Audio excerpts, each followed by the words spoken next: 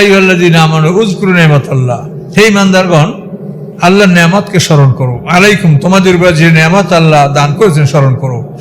এ জাতকুম জুনুদুন, যখন তোমাদেরকে আসছিল বাহিনী, এই যে সম্মিলিত বাহিনী, এই যে জাতকুম জুনুদুন, যখন তোমাদের উপরে আসছিল এই বাহিনী, ফারসালনা আলাইহিম রিহান, আল্লাহ বলেন তাদের উপরে আমি বাতাস পাঠিয়ে দিলাম।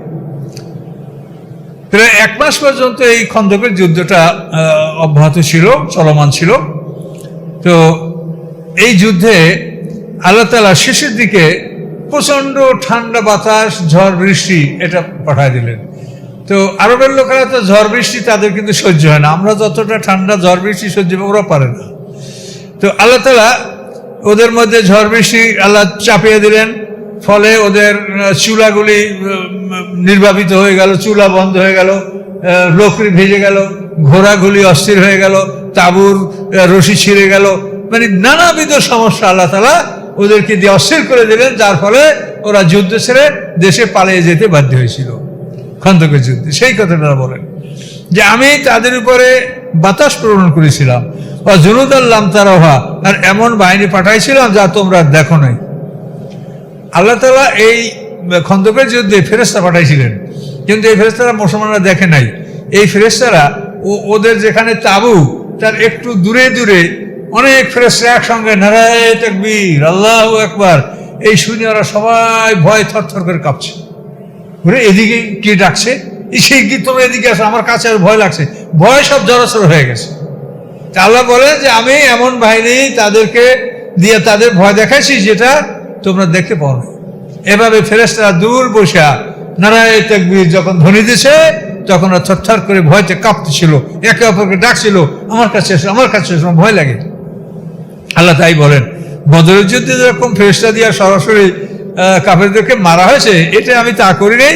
আল্লাহ বলেন জুনুদান লাম তারাহা, এমন বাহিনী পাঠিয়েছিলাম যে বাহিনী তুমি দেখো নাই। এইভাবে বাহিনীরা দূর থেকে তাকবীর ধ্বনি দিয়েছিল।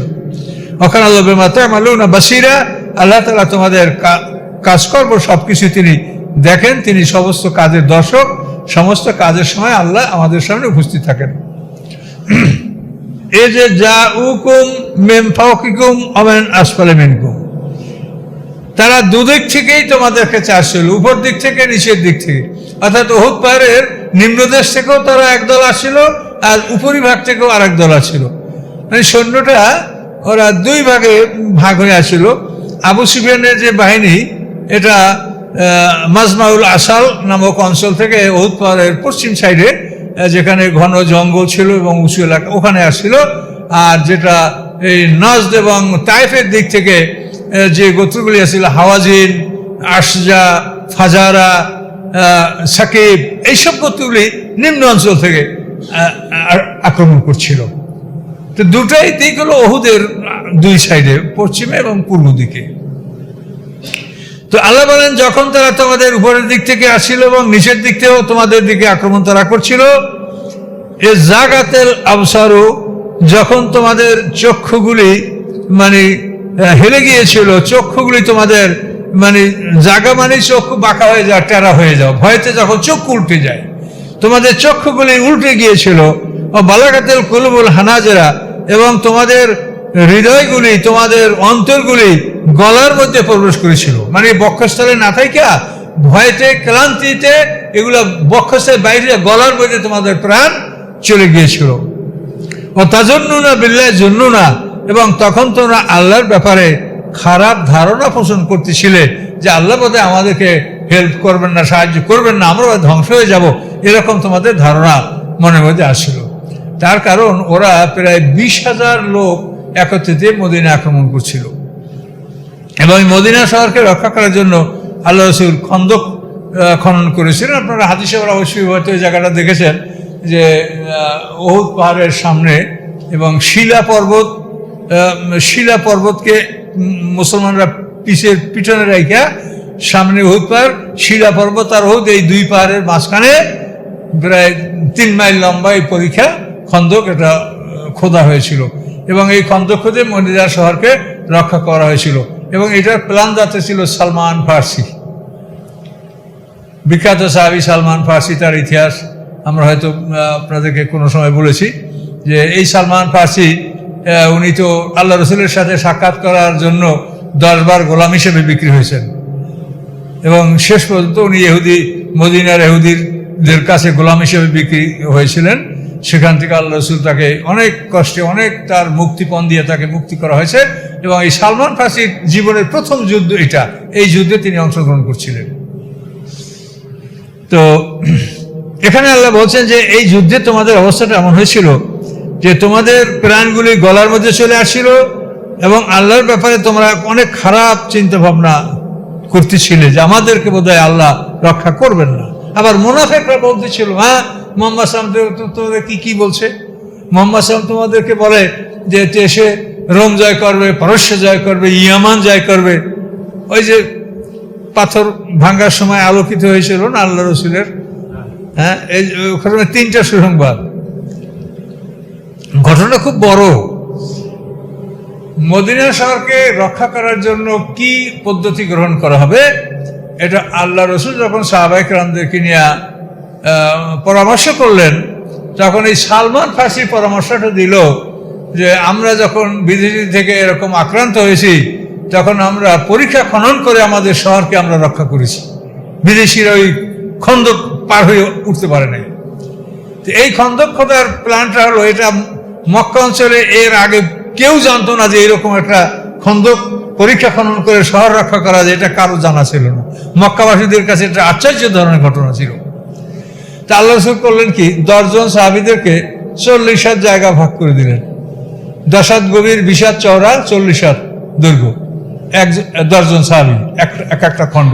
এবং আল্লাহ রাসূল একবার নিজে হাত দিয়ে এরকম রেখাটা নিজে এই 40 হাত, তারপরে এই 20 হাত, 10 হাত গভীর, মাটিটা সব উঠবে মদিনার সাইডে।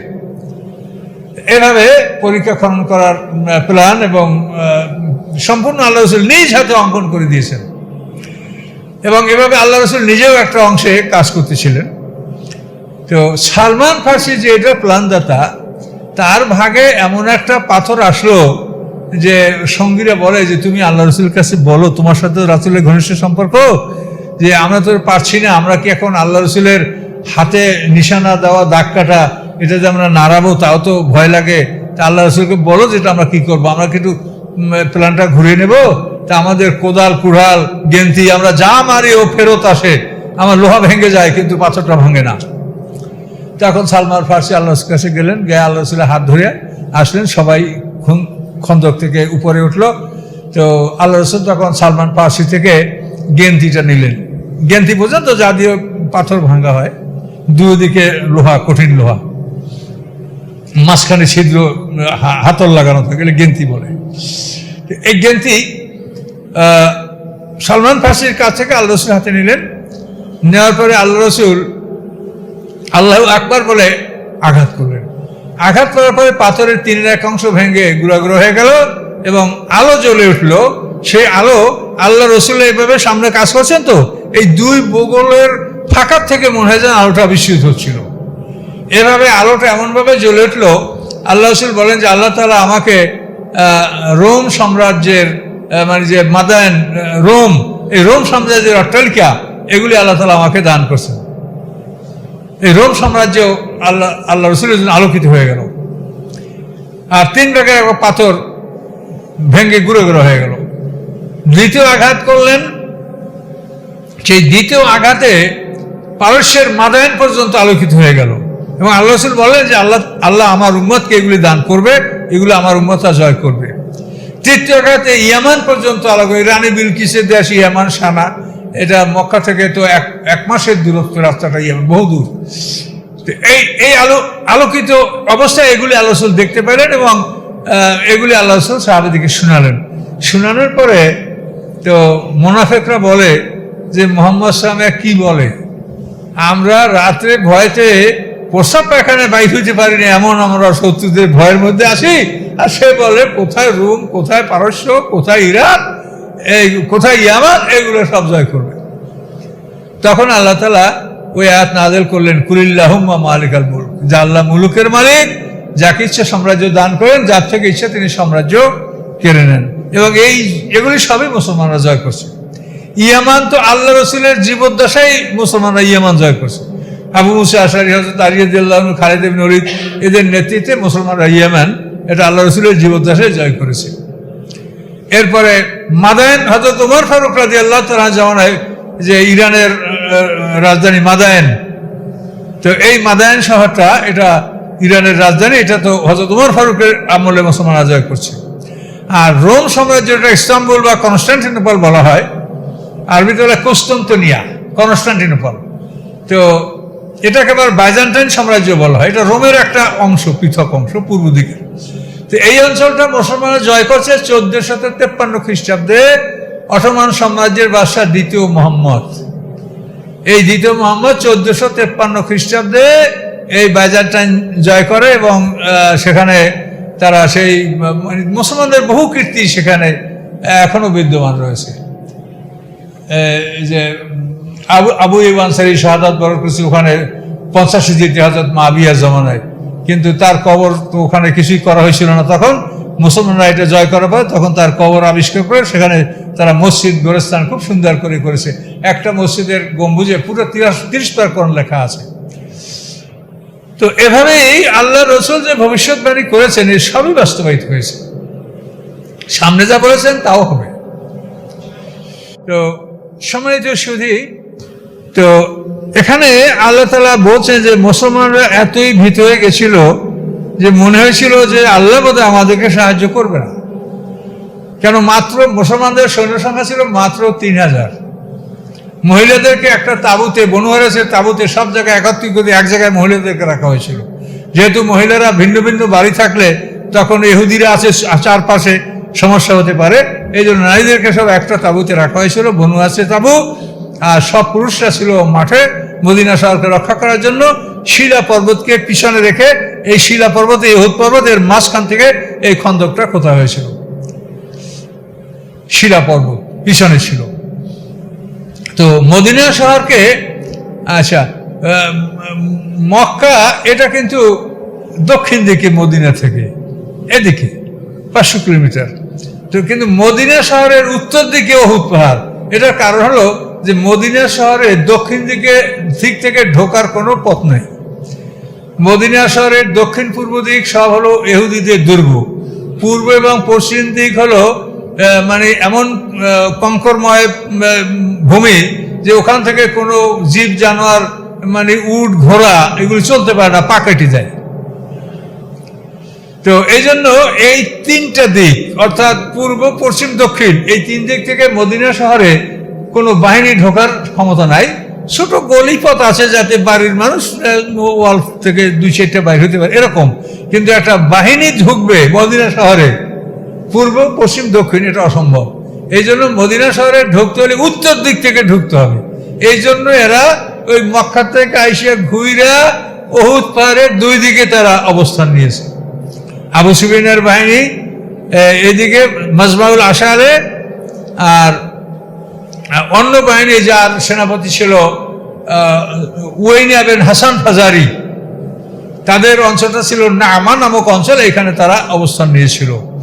তো এই জন্য এটা ভৌগোলিক অবস্থাটা না বুঝলে যে ওরা হলো দক্ষিণ দিকে আসে কিন্তু উত্তর দিকে আক্রমণ করে কেন, তার কারণ মদিনা শহরে উত্তর দিক ছাড়া অন্য কোনো দিক থেকে ওই শহরে আক্রমণ করা সম্ভব ছিল না।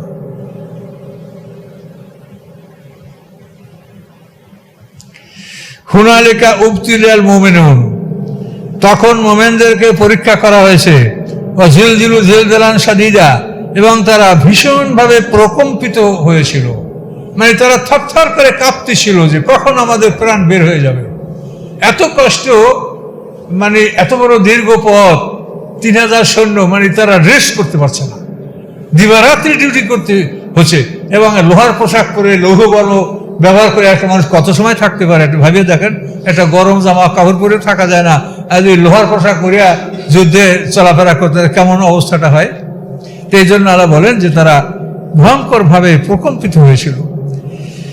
এই সময় ইয়াকুলুল মুনাফিকুনা আল্লাযিনা ফি কুলুবিহিম মারাদুন, এই সময় মুনাফিকরা এবং যাদের অন্তরে ব্যাধি ছিল তারা কি বলছিল, মা ওয়াদান আল্লাহ রাসূলিল্লাহ গুরুরা, আল্লাহ এবং আল্লাহ রসুল আমাদের সাথে যে ওয়াদা করেছে এটা প্রবঞ্চনা ছাড়া আর কিছু নয়।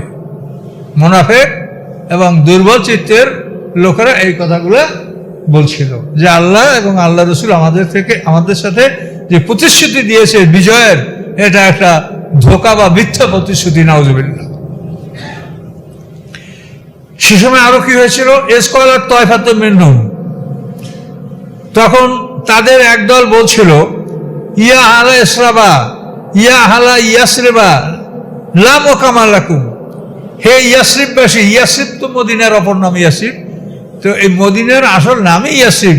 মদিনা মানে শহর, আল্লাহ রসুল হিজরত করার পর ওটার নাম রাখা হয়েছে মাদিনাতুর রসুল, রসুলের শহর, কিন্তু ওটা আসলে কিন্তু প্রাচীন নাম ইয়াসরিব, এবং এটা খ্রিস্টপূর্ব 1600 বছর আগে এই শহর আবাদ, বহু প্রাচীন, খ্রিস্টপূর্ব 1600 বছর। তো এখন আরেক দল বলল হে ইয়াসরিববাসী লা মুকামা লাকুম, তোমাদের কোনো অবস্থান নাই, তোমরা টিকতে পারবে না, ফারজিউ, তোমরা ফিরে যাও, যুদ্ধ ত্যাগ করো, আবু সুফিয়ানের সাথে সন্ধি করো, মুনাফিক নেতার মাধ্যমে আবু সুফিয়ানের সাথে সন্ধি করো, তোমাদের উপায় নাই। ওয়াস্তাযিনু ফারিকুম মিনহুমুন নবিয়্যা, এবং এই মুসলমানদের মধ্যে একদল নবীর কাছে অনুমতি প্রার্থনা করেছিল, কি বলে, ইয়াকুলুনা, তারা বলছিল ইন্না বুয়ুতুনা আওরাতুন, আমাদের ঘরগুলি অরক্ষিত। আওরাত, নারীদেরকে আওরাত বলে, আওরাত শব্দের অর্থই হয়েছে অরক্ষিত, তাহলে বোঝা যায় যে নারী জাতি অরক্ষিত। এখন এটা আমরা অন্য কিছু বলার তো আমাদের ইখতিয়ার নাই, যেটা কোরআনে আছে আমরা সেটা বলতে বাধ্য। নারীদেরকে আল্লাহ বলছেন আওরাত, আর আওরাত মানে অরক্ষিত, কাজে তারা অরক্ষিত বলেই তাদের চলাফেরার জন্য আল্লাহ তাআলা যে বিধান করেছেন ওই বিধান অনুসারে তারা চললে তারা সুরক্ষিত থাকবে, তা নাহলে বিপদ হবে।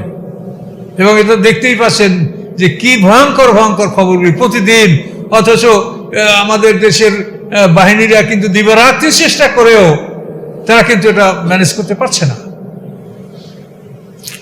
তো ইন্না বুয়ুতুনা আওরাতুন, তো একদল লোক বলল কি যে আমাদের বাড়িঘরগুলি মানে নিরাপত্তাহীন, অরক্ষিত। এখন আল্লাহ বলছে নমা হইয়াবে আওরাত, তাদের বাড়িঘরগুলি অরক্ষিত নয়, এই ইউরিদুনা ইল্লা ফেরারা, তারা চাচ্ছে পালিয়ে যেতে, যুদ্ধের মাঠ থেকে পালিয়ে যাবে, এই জন্য আল্লাহ রাসূলকে বলছে আমাদের বাড়িঘর অরক্ষিত, তাদের বাড়িঘর অরক্ষিত নয়।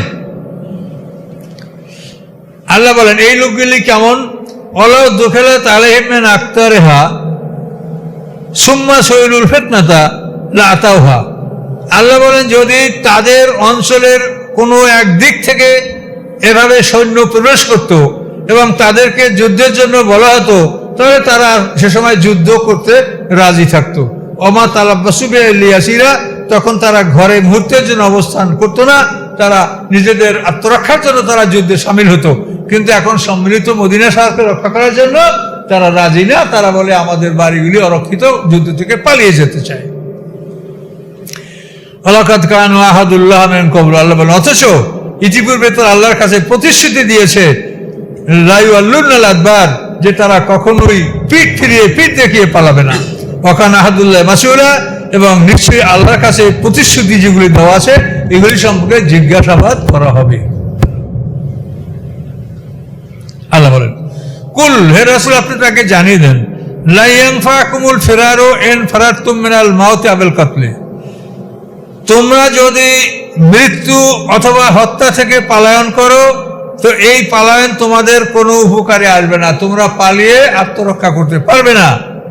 ওয়াইদাল্লাহ তুমাত্তাউনা ইল্লা কালিলা, তোমরা যদি যুদ্ধের মাঠ থেকে পালিয়ে যাও তাহলে সামান্য সময় তোমরা দুনিয়ার ভোগ বিলাস করতে পারবে, তারপরেই তোমাদের মৃত্যু আসবেই আসবে। কাজেই তোমরা যুদ্ধের মাঠ থেকে পলায়ন করো না। কুল, আপনি বলুন, মানজাল্লাযী ইয়াসুমুকুম মিনাল্লাহ, কে আছে তোমাদেরকে আল্লাহ হতে রক্ষা করবে? আল্লাহ যদি তোমার শাস্তি দেন কে আছে রক্ষা করবে? ইন আরাদা বিকুম সুআন, আল্লাহ যদি তোমাদের কোনো অকল্যাণ কামনা করেন কে ঠেকাবে? আও আরাদা বিকুম রাহমা, অথবা আল্লাহ যদি তোমাদের কোনো কল্যাণ করতে চান তাও বা কে ঠেকাবে? ওয়ালা ইয়াজিদুনা লাহুম মিন দুনিল্লাহি ওয়ালিয়্যান ওয়ালা নাসিরা, এবং তারা কখনোই আল্লাহ ছাড়া তাদের জন্য কোনো অভিভাবক সাহায্যকারী তারা পাবে না। কাজেই তাদের এ ব্যাপারে জ্ঞান থাকা উচিত এবং সেভাবে আল্লাহর হুকুম মেনে চলা উচিত। কদ ইয়ালামুল্লাহুল মুআবিকুনা মিনকুম, তোমাদের মধ্যে যে কারা বাধা দেয় যে যুদ্ধে যেও না, কারা বাধা দেয়, বল কাইলিন ইখওয়ানহিম, এবং কারা তাদের ভাইদেরকে বলে হালুম্মা ইলাইনা, আমাদের কাছে আসো, এদিকে আসো, ওদিকে যাইও না। এভাবে মানুষকে যুদ্ধ থেকে ফিরায়। ওয়ালা ইয়াতুনাল বাসা ইল্লা কালিলা, এবং তারা সামান্যই যুদ্ধে অংশগ্রহণ করে, তারা সবসময় নিজেকে বাঁচিয়ে চলার চেষ্টা করে। আশিহাতান আলাইকুম, তারা তোমাদের প্রতি অত্যন্ত কৃপণ, মানে তোমাদের প্রতি উদার নয়, তারা সংকীর্ণ মনা। ফাইজা জাল খৌফ, যখন তাদের উপরে কোনো ভয় আসে, রাইতাহুম, আপনি হে রাসূল দেখবেন তাদেরকে, কি ইয়ানজুরুন ইলাইকা, যে আপনার দিকে এমন ভাবে তারা তাকাচ্ছে, তাদেরও আয়ুনুহুম, তাদের চক্ষুগুলি ঘুরপাক খাচ্ছে, চক্ষু ঘোলা গোলা হচ্ছে, ঘুরপাক খাচ্ছে। ফাইজা জাল খৌফ, তা ভয় আসলে আপনি দেখবেন যাদের চক্ষুগুলি ঘোলা হয়ে যাচ্ছে, ঘোরপাক খাচ্ছে। কাল্লাযী ইউগশা আলাইহি মিনাল মাউত, ওই ব্যক্তির মতো যে মৃত্যুর কারণে তার উপরে বেহুশি ফিরে আসছে, মরবে এই জন্য সে বেহুশ হয়েছে, চক্ষু উল্টে গেছে, ওই রকম চক্ষু নিয়ে আপনার কাছে তারা তাকাচ্ছে। ফাইজা জাহাফাল খৌফু, এরপরে যখন ভয় দূরীভূত হয়ে যায়, সালাকু কুম্বে আসিনাতিন হেদাত, তখন তীক্ষ্ণ ভাষায় তারা তোমাদেরকে সমালোচনা করে, কড়া ভাষায় তারা তোমাদেরকে সমালোচনা করে, মালের অংশ কম হয়েছে কিনা এবি নিয়ে তারা তর্ক বিতর্ক করে। আশিহাতান আলাল খায়ের, কল্যাণের প্রতি তারা খুব লোভী। উলাইকা লাম ইউমিনু, আল্লাহ বলেন এই ধরনের স্বভাব যাদের, তারা ঈমান আনে নাই। ওয়াহাবাতাল্লাহু আমালাহুম, আল্লাহ তাআলা তাদের আমলকে বিনষ্ট করে দিয়েছেন, তাদের যেটুকু ভালো নেক আমল ছিল আল্লাহ তাআলা তা বরবাদ করে দিয়েছেন। ওয়াকানা যালিকা আল্লাহ ইয়াসিরা, এবং এই কাজ আল্লাহর পক্ষে যথেষ্টই সহজ যে আল্লাহ তাআলা তাদের কর্মকে বিনষ্ট করে দিতে পারেন। ইয়াহসাবুনাল আযাবা লাম ইয়াযহাবু, তারা ধারণা করেছে যে এই সম্মিলিত বাহিনী চলে যাবে না, তারা এখানে থাকবে, মদিনা দখল করবে। ওয়াইয়াতিল আযাবু ইওয়াদ্দু লাউ আন্নাম বাদুনা ফিল আরাবে ইয়াসআলুনা আন আমবাইকুম, আল্লাহ বলেন ওরা ধারণা করছে যে এই বাহিনী ফিরে যাবে না। আল্লাহ বলেন ওয়াইয়াতিল আযাবু, যদি এই সম্মিলিত বাহিনী তাদের কাছে আসে, তখন ইউয়াদ্দুনা, তখন তারা কামনা করবে যে লাওয়ান্নুম বাদুনা ফিল আরাবে, যে তারা যদি এই যুদ্ধের মাঠে না থেকে গ্রাম অঞ্চলে থাকতো কোথাও। ইয়াসআলুনা আন আমবাইকুম, এবং গ্রামে থেকে তোমাদের খবরটা জানতো যে কি রকম যুদ্ধ চলছে, ভাই এটা গ্রামে থেকে খবর নিত, এটা তাদের জন্য পছন্দ হয়েছিল। কিন্তু যুদ্ধের মাঠে অবস্থান করা, শত্রুর মোকাবেলা করা তারা পছন্দ করে নাই। ওয়ালাউ কানু ফীকুম মা কাতালু ইল্লা কালিলা, আল্লাহ বলেন যদিও তারা তোমাদের মধ্যেও থাকতো, তারা সামান্যই তারা যুদ্ধ করত, পুরোপুরি তারা যুদ্ধ করতো না। কাজে এরা যদি দূরে থাকে, এই মুনাফিকরা যদি দূরে থাকে, তো থাকুক, এটাই ভালো। যুদ্ধের ক্ষেত্রে যদি কাঁচা মানুষ থাকে, মানে পরিপক্ক যারা নয়, তাদেরকে নিয়ে যুদ্ধের মাঠে গেলে বিপদ। তাহলে ওরা পালাবে, তাই দেখে ভালো মানুষও পালাবে। এই জন্য মানে পুরোপুরি পাকা ট্রেন্ড ম্যান ছাড়া এই সাধারণ মানুষের যুদ্ধে গেলেই মহাবিপদ, এটা বহুবার প্রমাণিত হয়েছে। মক্কা বিজয়ের পরে 12,000 সৈন্য নিয়ে আল্লাহ রসুল হুনাইনের যুদ্ধে গেলেন, ওরা ছিল 40,000, সেই 40,000-এর আক্রমণে 12,000-ই সব পালাইল। এই পালানোর কারণ কি, যে ওই 10,000 তো আল্লাহ রসুলের সৈন্য, 2,000 নবমুসলিম, এই নবমুসলিমরা যখন পালাইছে তার সাথে ভালো মুসলিমও পালাইছে। কাজে এই জন্য আল্লাহ বলছেন যে এই সমস্ত লোকগুলি যাদের এই স্বভাব, তারা যদি যুদ্ধের মধ্যে না থাকে তো নাই থাকুক, কোনো লাকাদ কানা লাকুম ফি রাসূলিল্লাহি উসওয়াতুন হাসানা, নিশ্চয়ই তোমাদের জন্য রয়েছে আল্লাহ রসুলের মধ্যে উত্তম আদর্শ।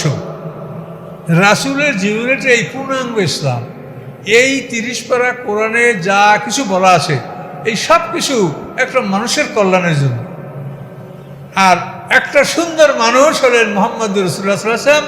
আপনি যদি ওই মানুষটাকে অনুসরণ করতে পারেন, তো পুরো কোরআনে যা আসে তা আপনার সবই আয়ত্তে আসবে। কাজে এই জন্য রাসূলের জীবন হচ্ছে, যে যুগে, যে অঞ্চলে, যেখানে যাকে রাসূল পাঠানো হয়, ওই রাসূল হলো সেই দিনের আদর্শ, সেই দিনের প্রতীক, সেই দিনের সিম্বল। ওই রাসূলকে অনুসরণ করতে পারলে আর কোনো সমস্যা থাকে না। এই জন্য আল্লাহ তাআলা এটা বারবার বলছেন, আতিউল্লাহ আতি রসুল, এটা 19 বার বলা হয়েছে। এবার শুধু রাসূলকে আনুগত্য করার জন্য আরো 11 বার বলা হয়েছে। তো রাসূলের আনুগত্য করা আমাদের জন্য অত্যন্ত জরুরি। আমার মনে হয় যে আমরা যারা এই বক্তৃতা করি, কোরআনের তাফসীর তো এক নম্বরেই, তারপর রাসূলের জীবনীটা যদি প্রথম থেকে শেষ পর্যন্ত মানুষ বারবার শোনে এবং এইটা যদি মুখস্থ হয়ে যায়, তাহলে কিন্তু মানুষ দিন সম্পর্কে, ইসলাম সম্পর্কে একটা পূর্ণাঙ্গ ধারণা পেতে পারে। অনেক কাহিনী, অনেক গল্প, অনেক কিছু দিয়া একটা জিনিস অনেক জটিল হয়ে যায়, এবং রাসূলের জীবন একটা মানুষের জীবন সংক্ষেপ, এর মাধ্যমেই কিন্তু পূর্ণাঙ্গ ইসলামটা খুব সহজে এবং সঠিকভাবে বোঝা যায়। এই জন্য আমরা রাসূলের জীবনী পড়বেন এবং রাসূলের জীবনীগুলি সুরক্ষিত। ইব্রাহিম আলাইহিস সালাম আল্লাহর কাছে দোয়া করেছিলেন, ওয়াজআলনি লিসানা সিদকিন ফিল আখিরিন। এর অর্থ হলো যে আমার সত্য বিবরণ পিছনে পরবর্তীদের মধ্যে আপনি বজায় রাখুন। তাহলে ইব্রাহিম আলাইহিস সালামের সত্য বিবরণ পরবর্তীদের মধ্যে আল্লাহ বজায় রাখতে পারে। ইব্রাহিম জাতির পিতা, সকল রসুলেরই সত্য বিবরণ এটা সমাজে পরবর্তীর মধ্যে আল্লাহ বিরাজমান রাখেন। নবীদের জীবনীতে গণ্ডগোল কেউ করতে পারে না, করলে সেটা সাথে সাথে সংশোধন হয়ে যায়। তো আল্লাহ বলেন, রাসূলের মধ্যে তোমাদের জন্য উত্তম আদর্শ কার জন্য? লিমান কানা ইয়ারজুল্লাহ ওয়াল ইয়াউমাল আখির, যারা আল্লাহর সন্তুষ্টি কামনা করে, যারা পরকাল কামনা করে, ও যাকারুল্লাহ কাসীরা, এবং যারা বেশি বেশি করে আল্লাহকে স্মরণ করে, তাদের জন্য রাসূলের জীবনের মধ্যে রয়েছে উত্তম আদর্শ। কিন্তু এই জন্য রাসূলের জীবনীটাকে আমরা ভালোভাবে পড়ব, শুনব, বুঝব যে তিনি কেমন ছিলেন, কি ছিলেন। তার জীবনটা দেখেন, তিনি পৌষ মাস, জন্মের 6 মাস আগে পিতা মারা গেছে। তারপরে 6 বছর বয়সে তার মা মারা গেছে। 8 বছর বয়সে তার দাদা মারা গেছে। এরপরে চাচার তত্ত্বাবধানে তিনি লালিত পালিত হয়েছেন, বড় হয়েছেন। 15 বছর বয়সে তাকে চাচায় চাকরি দিয়েছে বিবি খাদিজার বাড়িতে। সেখানে তিনি কাজ শিখেছেন। কাজ না শিখলে মানুষ কেমন সংসার চালাবে? এই বিবি খাদিজাতুল কুবরার বাড়িতে কাজ শিখেন, এবং সেখানে আল্লাহর মহিমা, আল্লাহ তাআলা বিবি খাদিজার অন্তরে তার জন্য ভালোবাসা সৃষ্টি করে দিয়েছেন। ফলে বিবি খাদিজার সাথে তার বিবাহ বন্ধনে আবদ্ধ হওয়ার ফলে তার পৃথিবীর যে একটা সংসার পরিচালনার যে একটা দুশ্চিন্তা, এটা আল্লাহ তার দূর করে দিয়েছেন। এই দুশ্চিন্তাটা দূর হয়ে যাওয়ার পরে তিনি হেরা গুহায় ধ্যান করতে সুযোগ পেয়েছেন। সংসারের জন্য চিন্তা নাই, ধন সম্পদ প্রচুর। বিবি খাদিজা বিবি সবই সম্পদ আল্লাহকে দিয়ে দিয়েছেন। এখন এই নিয়ে তিনি একটা স্বাধীনভাবে চিন্তা করার সুযোগ পেয়েছেন। এই চিন্তা করতে করতে 40 বছর বয়সে আল্লাহ রাসূলের কাছে প্রথম ওহী আসে। ওহী আসার পরে কি যে দুর্যোগ, মানে প্রথমে যারা ইসলাম গ্রহণ করছে সুমাইয়া মহিলারা, সর্বপ্রথম যে মহিলা ইসলামের জন্য শহীদ তার নাম হলো সুমাইয়া। এই সুমাইয়া রাদিয়াল্লাহু তাআলা না, একজন মহিলা ইসলামের জন্য সর্বপ্রথম তিনি শাহাদাত বরণ করেছেন। এরপরে আম্মারের পিতা ইয়াসির, তাকে হত্যা করা হয়েছে, আম্মারকে কষ্ট দেওয়া হয়েছে। এভাবে নবুয়তের প্রথম 3 বছর তো গোপনে ইসলামের দাওয়াত হয়েছে। তো 3 বছর পরে আল্লাহ বলছেন যে আপনি প্রকাশ্যে দাওয়াত দিন। প্রকাশ্যে দাওয়াত দেওয়ার মহাবিপদ, মুসলমানরা কোথাও ঠাঁই পায় না। শেষ পর্যন্ত তারা আবিসিনিয়া হিজরত করলো। নবুয়তের 5ম বছরে আবিসিনিয়া হিজরত করলো। তো সেখানে 82 জন মানুষ আবিসিনিয়া হিজরত করছে। এর আগে হিজরত করছিল 16 জন নবুয়তের 5ম বছরে। অনেকে একটা কথা বলেন যে ওমর ফারুক যখন ইসলাম গ্রহণ করছে তখন মুসলমানের সংখ্যা দাঁড়িয়েছে 40। এ কথাটা ঠিক না। তার কারণ ওমর ফারুক ইসলাম গ্রহণ করছে নবুয়তের 6ষ্ঠ বছরে। হামজা রাদিয়াল্লাহু তাআলা ইসলাম গ্রহণ করেছেন 6ষ্ঠ বছরে। এই হামজা ইসলাম গ্রহণ করার অল্প পরেই ওমর ফারুক ইসলাম গ্রহণ, 2 জন নবুয়তের 6ষ্ঠ বছরে।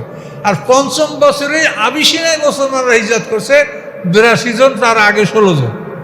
তাহলে ওমর ফারুক ইসলামের সময় মুসলমানরা 40 জন হয়েছে, এই কথাটা একটা ব্যাপকভাবে সমাজে চালু। এটা তো ভুল কথা। একেবারে বাস্তব বিষয়টা বুঝলেন কিনা, যে আবিসিনিয়ায় যে লোকগুলো হিজরত করছে এ ব্যাপারে কোনো ভুল নাই। এর সবাই এক কথাই বলে, প্রথমবারে 16 জন, তারপর 82 জন। এটা তো নবুয়তের 5ম বছরে, আর ওমর ফারুক ইসলাম গ্রহণের 6ষ্ঠ বছরে।